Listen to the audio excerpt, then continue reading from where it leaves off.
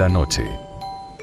Si esa parte del día en que uno vive miles de experiencias muy variadas. Desde salidas amigos, en lo que llamamos el amanecer de la juventud, o simplemente esas veces en que uno está cómodo en casa, recordando esas historias que nos hacían reír, imaginar, llorar y sentir miedo.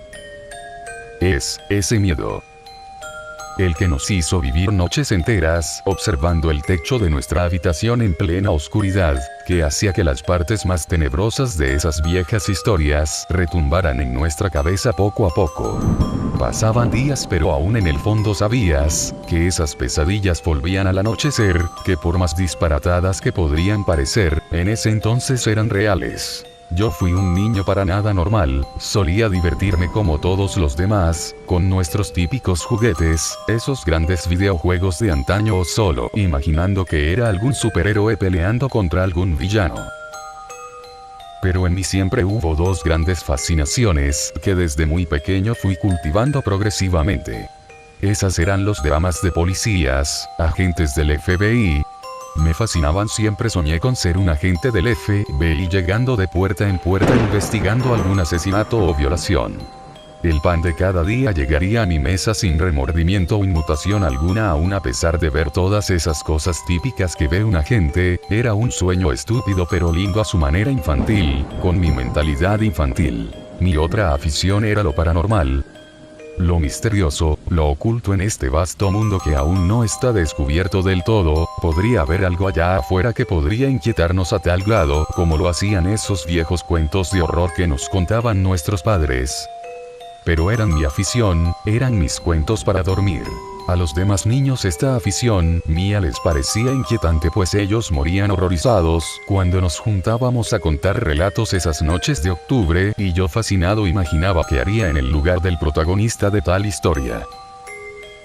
Al menos mi primer gran afición se volvió también en mi primer sueño hecho realidad. En el año 2007, me convertí oficialmente en un miembro más de la AF. Primero me llevaba muy bien con los demás de aquí, especialmente con esa persona que compartía mis mismas aficiones. Él era el encargado de los famosos pero impopulares expedientes X. Famosos dentro solo del departamento, claro, pues como su nombre lo indica, eran tratados con absoluto secretismo. Podría sonar parecido a aquel programa de los 90, pero nada más lejos de la realidad. No tenía nada que ver con lo paranormal, no del todo claro, solo eran casos no resueltos en los que el gobierno estaba muy implicado, no explícitamente, pero ahí estaban las señales, o eran casos relacionados con el tema paranormal pero solo en planteamiento. Por ejemplo, un asesino en serie que seguía un patrón extraño relacionado con alguna vieja historia, o que era obligado a hacer lo que hacía por Satanás o voces demoníacas. Una de esas veces recuerdo haber visto en televisión que en Argentina atraparon a un asesino en serie que solía desfigurar los rostros de las víctimas horriblemente. Al final, cuando fue atrapado, él solo dijo: "Salgo, salgo, su llegada está próxima". Eso fue todo lo que dijo antes de suicidarse en su celda 3 días después. Yo en mis primeros años solo serví de apoyo en algunos casos, algunos muy aburridos. Esto no era como se veía en la televisión, no era nada parecido a ello, especialmente cuando otros compañeros atrapaban a gente tan desquiciada como interesante, como aquel asesino despiadado, un tal Jeff, un psicópata estadounidense que fue encontrado a las cercanías de aquí. Está de más decir que en realidad sí fue un gran logro atraparlo, pero yo no presté mucha atención, debido a mis celos por no haber estado en tal hazaña. Solo me sorprendí de la cantidad de gente que él asesinó. Todo marchaba así día tras día hasta que... 2 de marzo, 2010.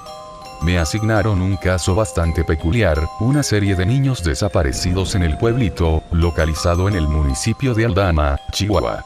Varios niños desaparecieron sin dejar rastro alguno. ¿Cómo fue que este caso fue tomado por el AFI? Me pregunté, pues es un lugar pequeño, generalmente no le dan importancia a estos casos, pero al leer los reportes me di cuenta de dos cosas. La primera, todos los niños desaparecían siempre a los alrededores del bosque, por lo menos todos de los que se tenían registros. La segunda, este podría ser el caso que me catapultara a la fama, pues a pesar de llevarme bien con todos en la agencia, era un poco anónimo en cuanto se trataba de casos resueltos. Este podría ser mi primer gran caso o mi primer gran fracaso.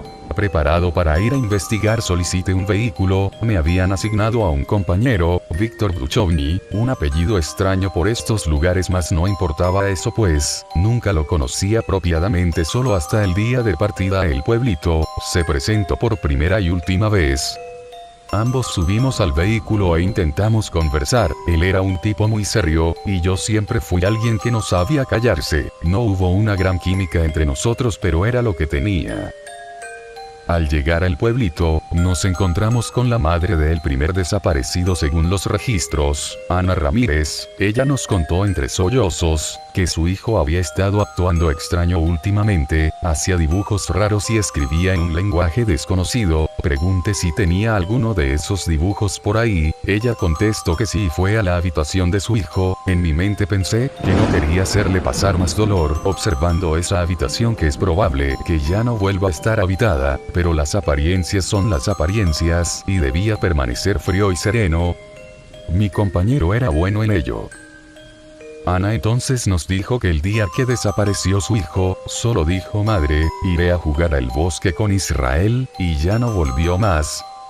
¿Quién es Israel y de dónde lo conoció su hijo?, pregunté, y ella solo contestó: estaba hablando con mi hermana por teléfono. Yo le di permiso porque dijo que volvería rápido, pero al colgar tardé varios segundos en darme cuenta que Israel era su amigo fallecido hace 3 meses.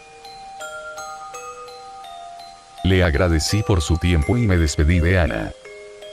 En el camino yo y Víctor discutíamos sobre el cómo era posible que Ana olvidara a Israel, aunque fuese por unos segundos. Siendo un lugar pequeño, esta clase de noticias se propagan fuertemente durante los días posteriores, dije, mientras le daba un trago a mi botella de agua.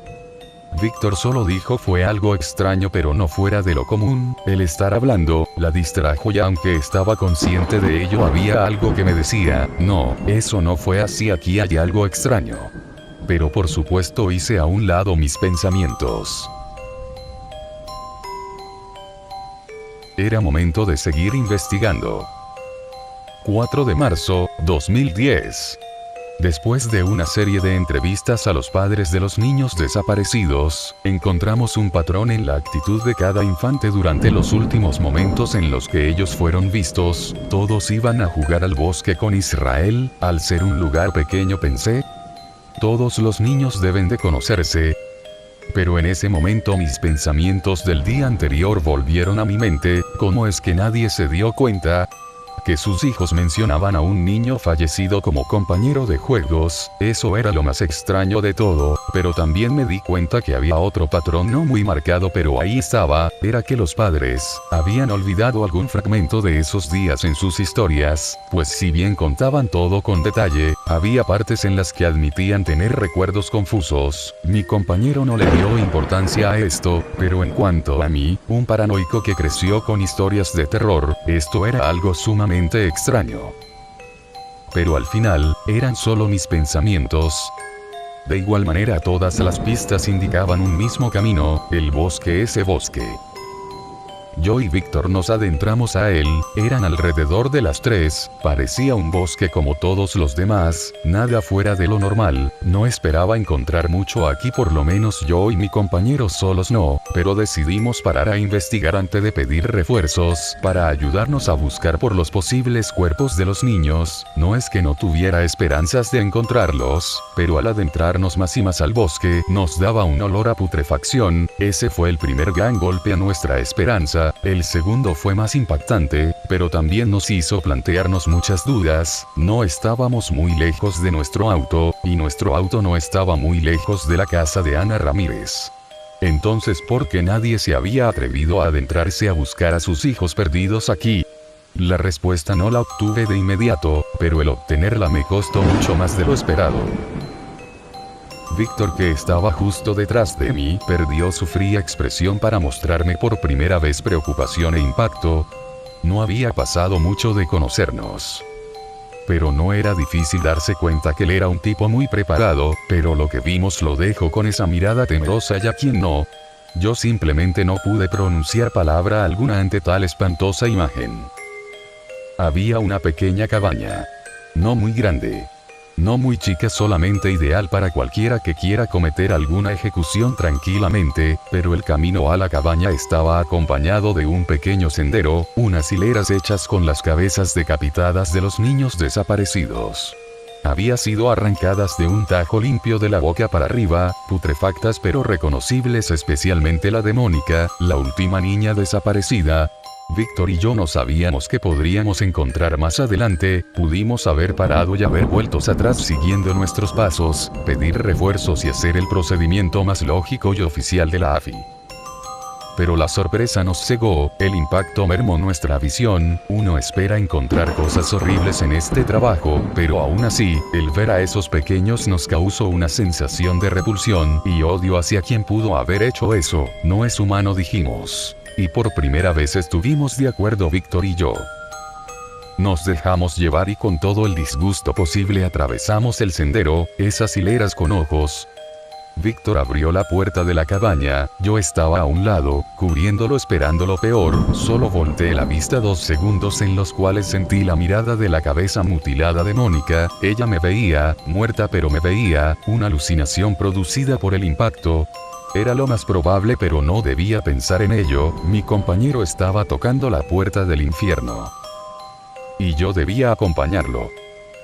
La cabaña estaba muy oscura, a una plena tarde, no parecía haber rastros de alguien habitándola en ese momento, pero sí de haber sido visitada hace poco, pues en la mesa se encontraban 2 platos sucios, pero aún se notaba un poco fresca la comida que estuvo ahí. Habían 2 habitaciones, Víctor fue a la de la izquierda y yo hacia la del fondo. Yo solo vi una cama un poco vieja pero aún conservada, una imagen pintada de Cristo crucificado pero grotescamente modificada, mostrando una cara de satisfacción en él, casi al punto del orgasmo. Me pareció enfermiza y repulsiva, pero mientras más le veía, más sentía una presencia enfrente de mí, como si estuviera viva, como si esa sonrisa tratara de decir algo. Entonces observé que en la cama había lo que parecía ser un diario, o algo parecido. Entonces por fin mi mente volvió en sí, y me dije a mí mismo que lo que hacía era una estupidez, debíamos volver y pedir ayuda. El impacto nos hizo pensar irracionalmente. Fue entonces cuando al intentar salir de la habitación escuché un grito agudo. Por un momento pensé que venía de fuera, pero volví a oírlo, y entonces me di cuenta que provenía de la misma habitación en la que me encontraba, pero aún así se escuchaba distante pero cerca de esa vieja cama, como si un mundo viviera debajo de ella. De niño siempre fui valiente entrando a los lugares en los que los demás niños temían entrar. El ver debajo de la cama no me ocasionaría nada, pero igualmente le grité a Víctor 3 veces mientras me agachaba para observar qué podría encontrar ahí abajo. Víctor no contestó. Pero ahí debajo encontré una hoja que decía no deberías buscar, en donde nadie más quiere buscar esto. Me sorprendí no tanto por el mensaje en sí, sino por la letra. Era la misma que la del hijo de Ana en sus dibujos, era exactamente igual. ¿Qué quería decir esa nota? Alguien más vino a buscar aquí. Víctor no contestó, por lo que decidí salir a buscarlo a la otra habitación. Entonces ahí fue cuando escuché una risa, una de esas risas que uno solo es capaz de imaginarse después de ver alguna película de terror, una risa sacada del mismísimo infierno. Solo volteé hacia atrás sin cerrar la puerta de la habitación. Esa risa me estremeció, y solo vi esa pintura de Cristo con su sonrisa inquietante, observándome, como si él fuese quien hubiese reído. Fue la primera vez que sentí temor verdadero en toda mi vida. Esa pintura sin duda era inquietante, el ambiente de ahí se volvía más pesado a cada minuto. Uno siente un poco de tensión al estar en una cabaña sola, pero aquí no era esa tensión, era temor. Lo que era solo una investigación podría terminar en algo más extraño, y cómo no, pues nadie quería acercarse al bosque, aun cuando sabían que sus hijos estaban aquí. Entré a la otra habitación y entonces vi a Víctor de espaldas leyendo un diario, parecido al que yo había encontrado en la otra habitación. Le dije, eso es evidencia, ¿cómo se te ocurre agarrarlo con tus propias manos? A lo que él solo contestó, esto no es un diario, son los cantos de un ritual, son las palabras que le debemos cantar, pues él ya está por llegar. ¿Quién está por llegar? ¿De qué hablas, Víctor? Pregunté mientras intentaba hacer que volteara a verme a los ojos. Él solo dijo: él llegará, el innombrable, y llegará a reclamar sus merecidos sacrificios. Víctor estaba delirando, entonces volteé a verle la cara. Él ya no tenía cara, solo quedaban los huecos de donde alguna vez estuvieron sus ojos. Entonces apareció una sonrisa burlona donde debería estar su boca, e intentó acercarse a mí. Salí corriendo lo más parido de la habitación y me dirigí hacia la puerta principal de la cabaña, pero no la pude abrir. Aquella puerta que fue abierta desde fuera con un pequeño empujón, no puede ser abierta ni con el más fuerte de los golpes. Entonces esa risa horrible que escuché en aquella habitación fue haciéndose más y más fuerte. La habitación del fondo aún podía observarse. Yo me senté en la puerta principal, recé y recé, algo que nunca en mi vida había hecho, pero al fondo la pintura había cobrado vida. Veía que estaba crucificado y derramando sangre a chorros de sus manos, pero aún con esa sonrisa de estar disfrutando. ¿A quién le estoy rezando? ¿Aquí moriré? ¿En verdad esto está pasando? Lo que alguna vez fue Víctor se acercó a mí y puso su mano ahora negra y podrida en mi frente, mientras con la otra sostenía aquel diario o lo que sea que fuese, y comenzó a cantar en un idioma extraño, pero mi mente comenzó a quemarse, dolía, mi cabeza ardía, mientras veía muchas imágenes desagradables. Presencié con detalle cada uno de los asesinatos. Los niños fueron brutalmente desmembrados mientras aún seguían con vida, algunos murieron por el shock, otros sufrieron más su desgracia. Mónica fue despojada de sus extremidades, y estando amputada fue violada brutalmente, asesinada y solo su cabeza fue conservada. El resto de su cuerpo fue servido en aquellos platos. El que cometía todos los asesinatos era algo parecido a lo que es Víctor ahora. Mi mente estaba sobrecargada, sentía que explotaría. Esas horribles imágenes fueron demasiado, aún para mí. Entonces, solo comencé a observar imágenes de seres demoníacos horrendos e inimaginables, cogidos en lenguas raras hasta que finalmente estaba perdiendo el conocimiento. Entonces fue cuando lo que alguna vez fue Víctor dijo: yo soy Israel, sirviente de mi Señor, aquel que no será nombrado, pero sí divulgado, tú serás su profeta, tú serás su primera ofrenda. La puerta principal se abrió y solo pude observar donde alguna vez estuvieron las cabezas mutiladas de los niños. Ahora estaban ellos como si no les hubiese pasado nada, mirándome inexpresivamente. Me desmayé. Desperté en el auto, y me dirigí rápidamente hacia casa de Ana. La puerta estaba abierta y ella estaba sentada en una silla frente al televisor, muerta. Se había cortado las venas, y en la pared había un mensaje escrito con sangre que solo decía: váyase de aquí, no hay nadie más vivo, los primeros sacrificios ya están listos.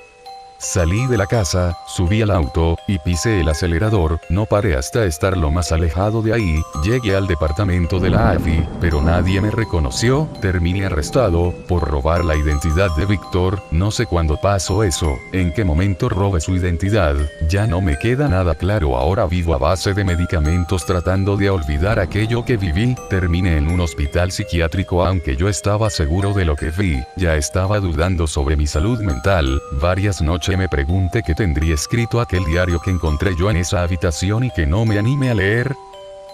La respuesta vino a mí en mis sueños, y era lo siguiente: si audízame, te spectate ti nominabilis. Era todo lo que decía en cada una de sus páginas. Fue ayer cuando soñé eso, y no sé qué quiera decir, solo sé que quien lo lea ya está siendo observado por él. Declaraciones de un esquizofrénico. Encontrado muerto hace 3 días. En la escena del crimen solo se encontró una nota escrita en una letra algo infantil que decía: si tú ya sabes de mí, ahora el innombrable ya está tras de ti.